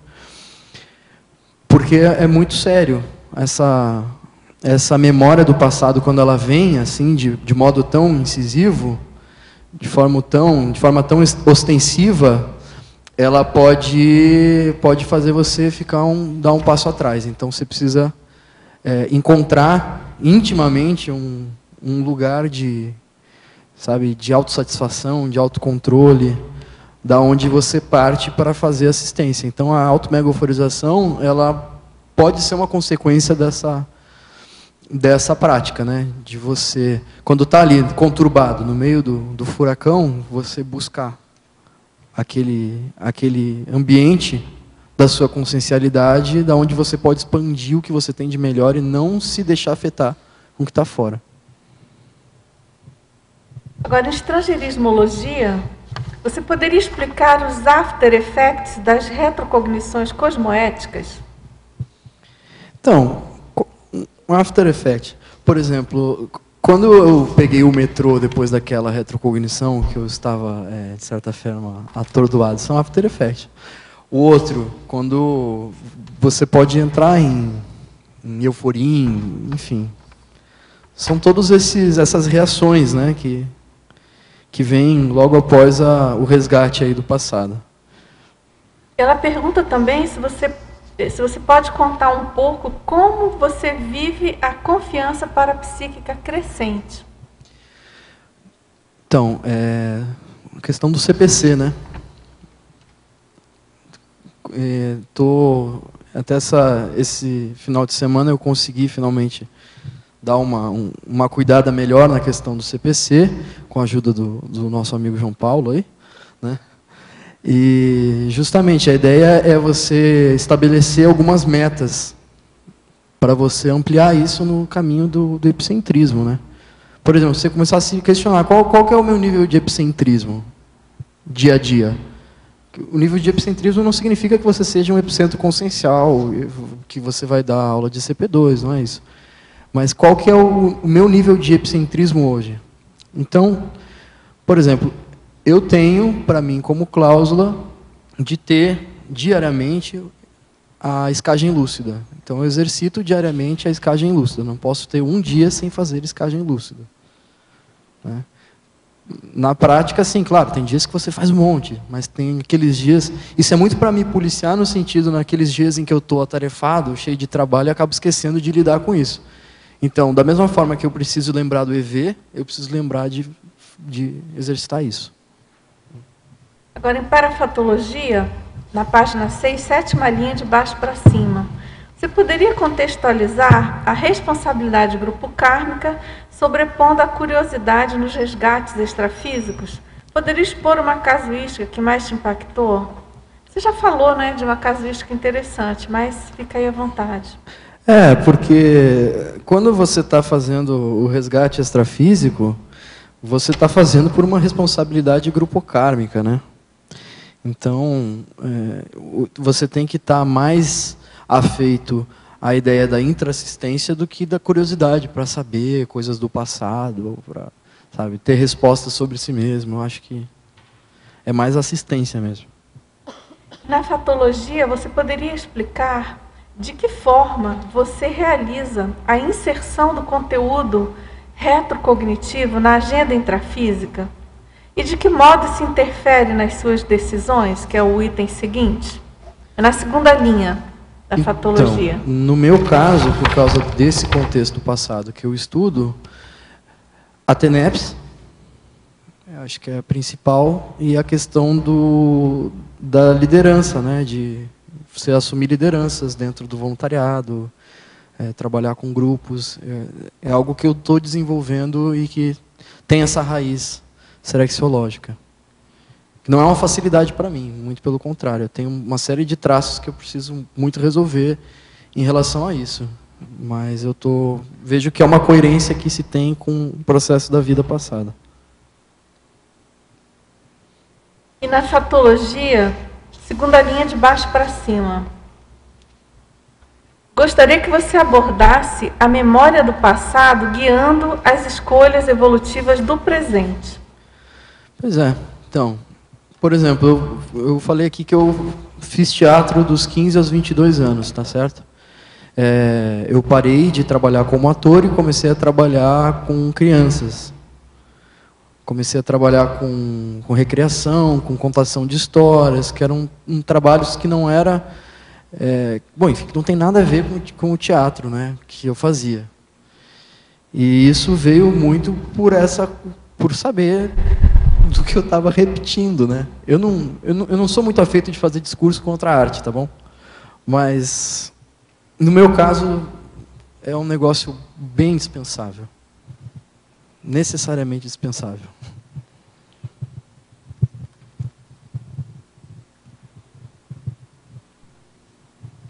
Agora, na ciclologia.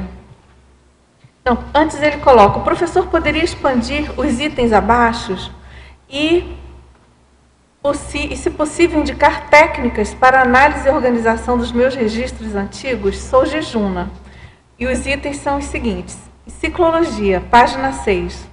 O ciclo de resgate dos altengramas holomnemônicos proficiente na aplicação evolutiva, impulsionando novas retrocognições.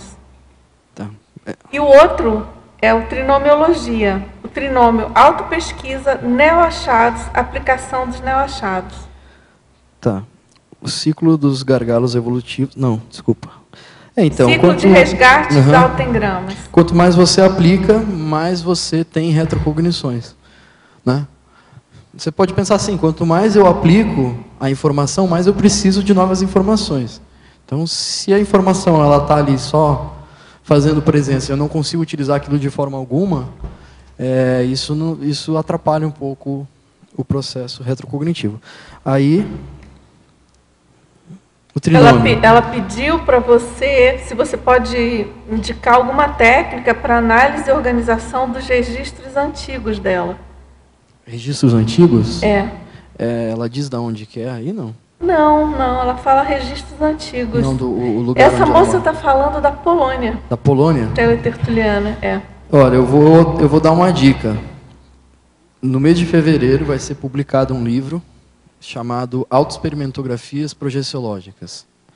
Esse livro ele traz uma técnica, uma metodologia para você trabalhar com a projeção consciente. Então, o que acontece? Normalmente você tem a projeção, registra e aquilo tem todas as informações que você consegue rememorar, você põe ali. Então, falta cientificidade nesse processo, né? Ele é muito subjetivo. Então, a gente elaborou lá em São Paulo uma metodologia que é para objetivar o processo da análise desses relatos. Então, você vai pegar seu relato e colocar dentro da chapa, e o livro, então, ele ensina você a trabalhar com isso. Se puder aguardar aí até fevereiro. Muito bom. Você participou da equipe também do livro? É o projeto que a gente está lá. É muito bom. Está tocando, né? É ótimo. Faltou Um trinômio, não é? Ela pediu trinômio, autopesquisa neoachados, aplicação dos neoachados. Primeiro você faz a autopesquisa, depois você acha, né? Você tem a resposta, e então você aplica a resposta, o neoachado. Agora, em fatologia, página 5, segunda linha, de baixo para cima. Gostaria que você abordasse a memória do passado guiando as escolhas evolutivas do presente. Tá, justamente a questão da arte de novo. Vou bater o pé nessa questão aí. Eu rememorei do meu passado, que eu já vinha lidando com isso, mexendo há muito tempo, então eu estou agora fazendo uma escolha diferente. Quer ver uma outra coisa interessante? Eu falei que eu tenho dificuldade com a questão financeira, e eu tenho. Eu descobri que eu tenho recorrências como artista e como parapsíquico, que são dois que não lidaram historicamente muito com a questão do capitalismo, né? Tipo assim, Então, hoje eu trabalho no setor financeiro de uma empresa. Interessante. Veja a escolha. Agora, em legislogia, sobre a lei da autocoerência sincrônica ao fluxo cósmico, você pode detalhar? A autocoerência, ela é síncrona ao fluxo cósmico. Por quê? Porque quando você está exercendo o seu nível evolutivo com integridade, né, você, então, está mais disposto às questões evolutivas, né, que vêm, seja, por exemplo, a serendipitia, as sincronicidades. Tem uma série de indícios que trazem essa ideia de você estar consonante ao fluxo cósmico. E eu vejo que essa consonância, ela é autocoerência. Agora, na fatologia também, página 5, sexta e oitava linhas, as medidas pós-retrocognição e a prevenção de possíveis conflitos. Gostaria que você relacionasse os dois itens. As medidas pós-retrocognição, eu até eu falei aqui da listagem, né, que tem uma série de coisas que você pode tomar como medida após a retrocognição, de aplicação. Assumir a liderança de um grupo, iniciar o processo de docência, mudar de emprego, mudar de dupla, mudar de estado, de país, enfim, são todas as possíveis mudanças aí que tem.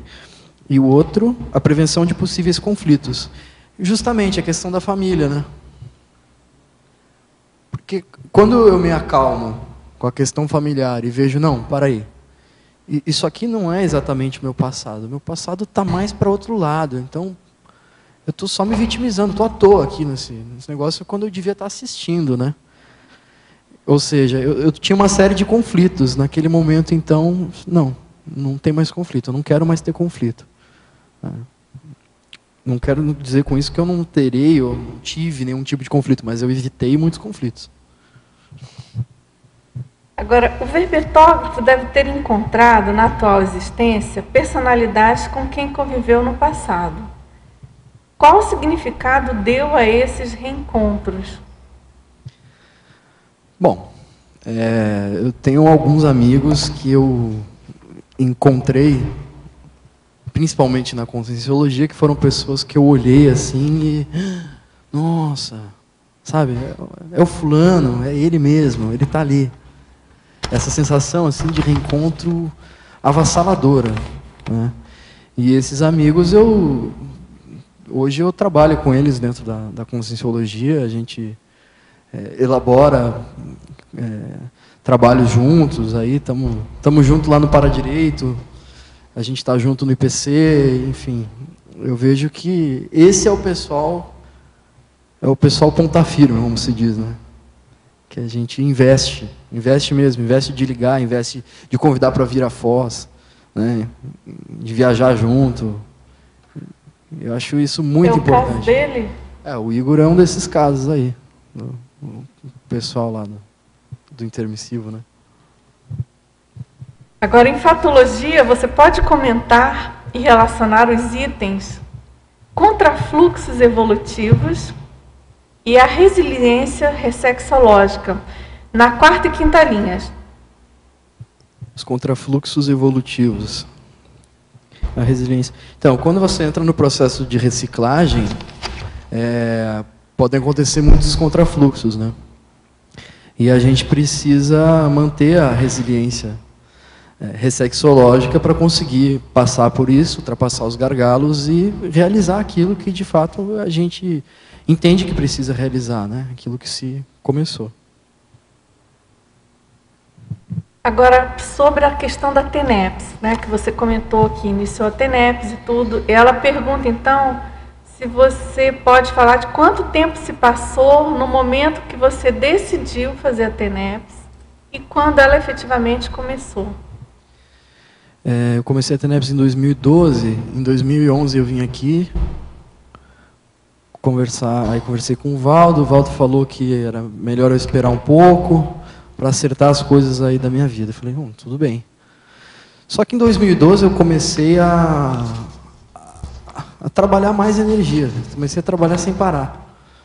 Comecei a fazer esterilização, aí eu comecei a fazer em casa, eu comecei a fazer no cursinho, comecei a fazer no trabalho, eu fazendo em todos os lugares. Quando eu vi, eu estava tendo um monte de extrapolacionismos e comecei a TENEPS. Então, tipo assim, eu tinha decidido começar com 26 e comecei com 24, assim, como se for, naturalmente, foi uma coisa natural. O trabalho, a demanda foi aumentando. Teve um momento específico, num dia que o amparador apareceu, né? Em casa eu tive experiência de projeção, tive a experiência de clarividência, enfim, foi bem, assim, bem marcante mesmo. Foi um dia que a minha casa simplesmente mudou.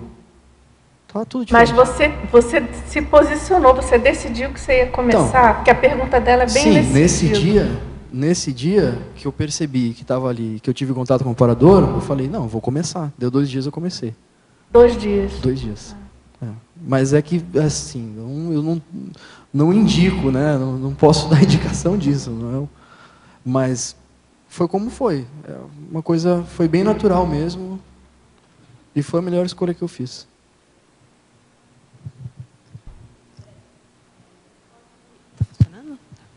Pode comentar sobre esse item da parafatologia, os limites cosmoéticos da auto-parajurisprudência? Auto-parajurisprudência. Então, a auto-parajurisprudência, ela necessariamente indica qual o seu limite cosmoético, né? Ou seja, qual é o limite de incidência da paralei sobre você, porque indica também o seu nível evolutivo. Então, como estava falando antes, as paraleis elas se aplicam de acordo com o nível evolutivo em cada consciência. Então, hoje, o nível evolutivo que eu tenho, a paralei, por exemplo, da interassistência, ela se aplica a mim de determinada forma diariamente, o tempo inteiro. Ou seja, o cosmos espera de mim X quanto à lei da interassistência. E ele espera X daqui a 10 minutos, ele espera X daqui a 2...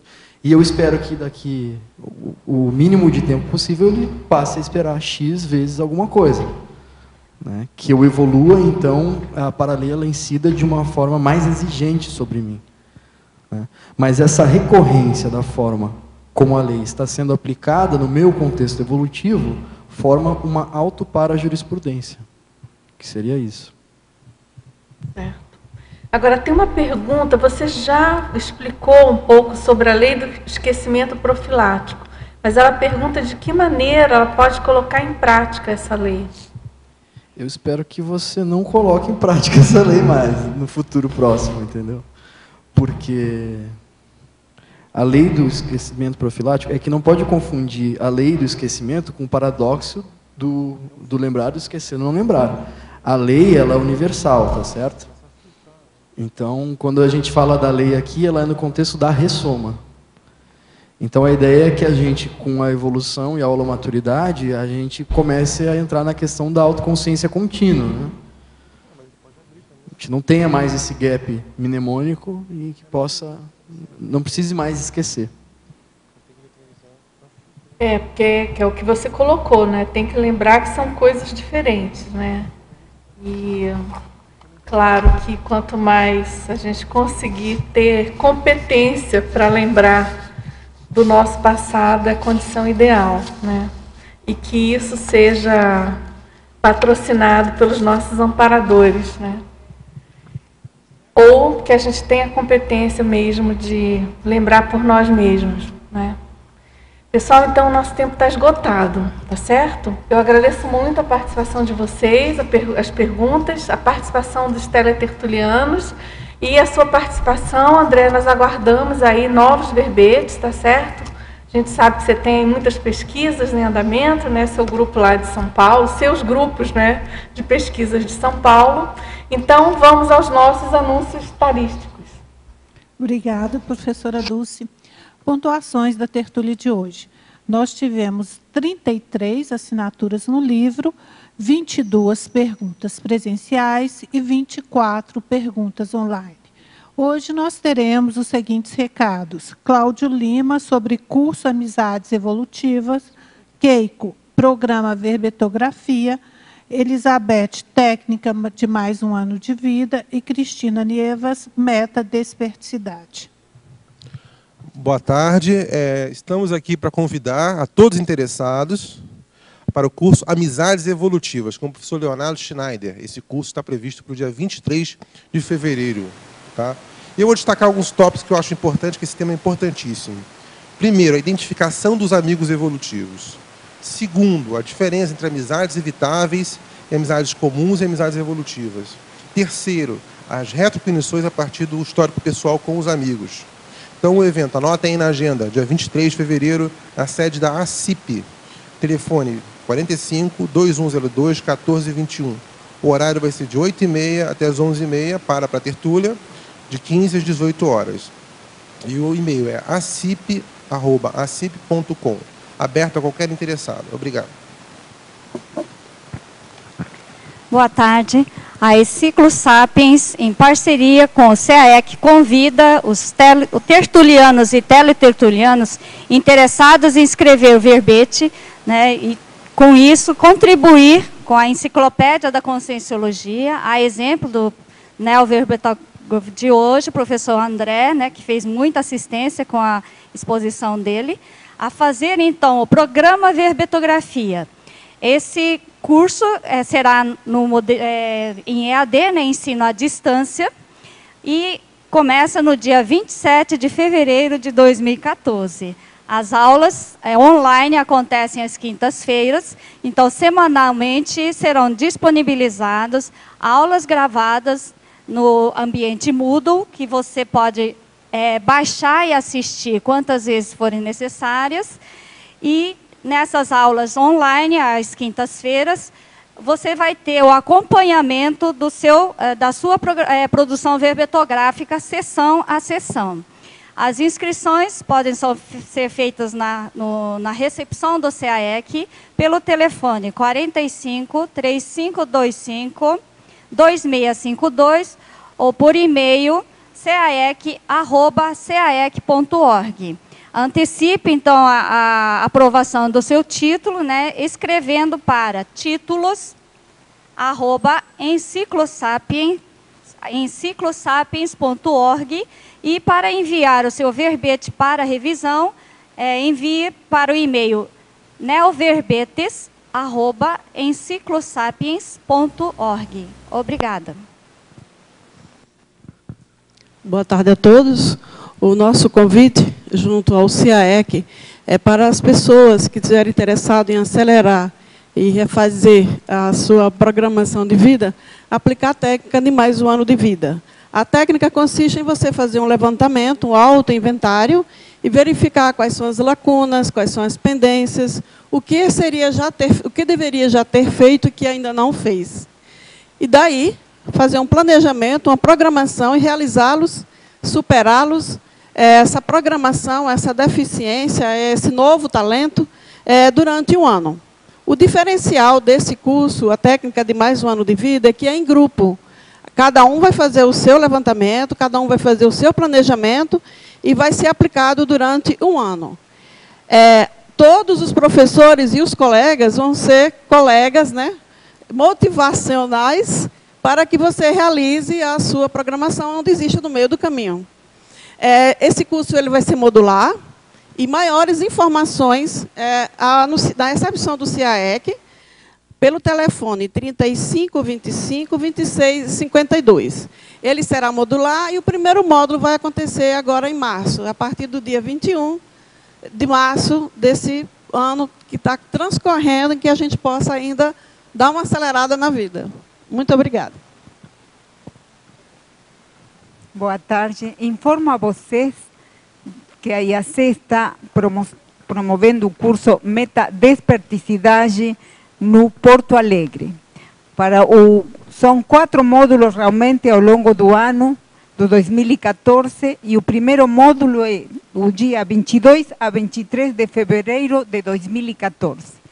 Uma década de experiências de atividades inéditas e inovadoras elaboradas para ajudá-lo a alcançar a condição da desperticidade. O conteúdo programático oferecido pelos professores EPICONs, que são os que estão ministrando o curso, Wagner Alegretti e Nancy Trivegliato, consta de 80 horas de atividades. São 4 avaliações holossomáticas e energético-parapsíquicas individuais, 4 módulos teóricos, cada um com 10 horas de duração, 3 tarefas de casa individualizadas, 3 reuniões com o grupo de apoio, um workshop bioenergético e um vídeo discussão. Realmente está preparado como para a pessoa poder ir mexendo quanto à proposta de conseguir a desperticidade. As informações, para mais informações, vocês podem acessar o e-mail brasil@iacworld.org e os telefones são 4584328128.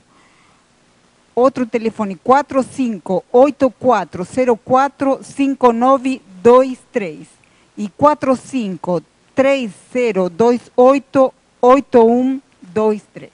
Obrigada.